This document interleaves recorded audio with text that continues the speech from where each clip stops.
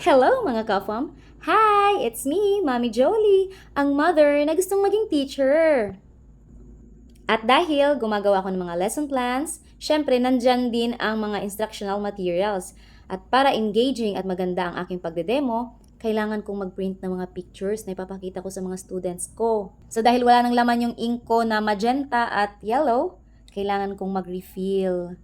Ayoko masira ang aking printer dahil yan lang ang pag-asa ko. Nanghihiram lang din muna ako ng laptop kasi yung laptop ko nasira na. Sa sobrang tagal na din siguro, bumigay na yung laptop ko. So, nanghihiram lang muna ako para makapag-print ako ng mga instructional materials ko.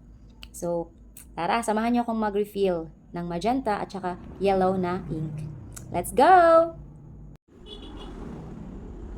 Okay, sisimulan ko na yung pag-refill nitong aking printer. Ito palang printer ko, binili ko to last 2022 or 2023. Medyo matagal na rin sa akin to dahil nung pandemic, nag-online class kami, nagpiprint ako ng mga modules ko.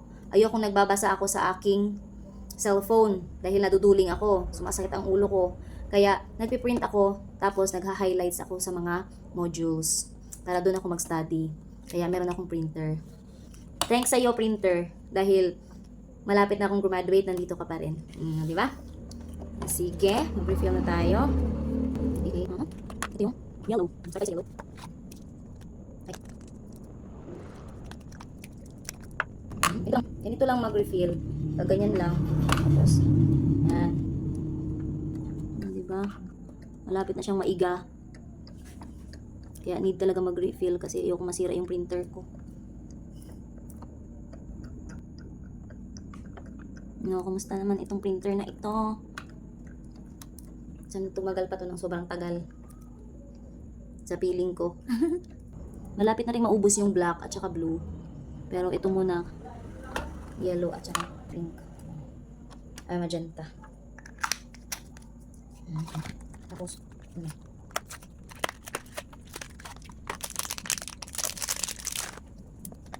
ayan, magenta. So, magenta ay nasa second. This one. Okay. Pisilin lang kaunti. Kapag iniingatan lang talaga yung isang bagay, magtatagal naman.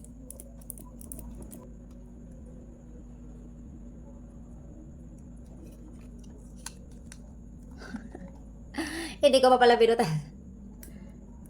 Tangik. Kaya pala yung lumabas. Hindi ko pa pala binutasan yun Ay, kakaganda naman Kaya pala ayaw. Yun. Yan. Bilis lang, oh. Okay.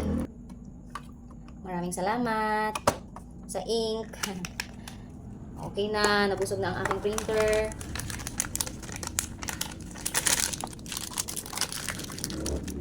Thank you for watching. Ingat and God bless mga ka-fam. Bye!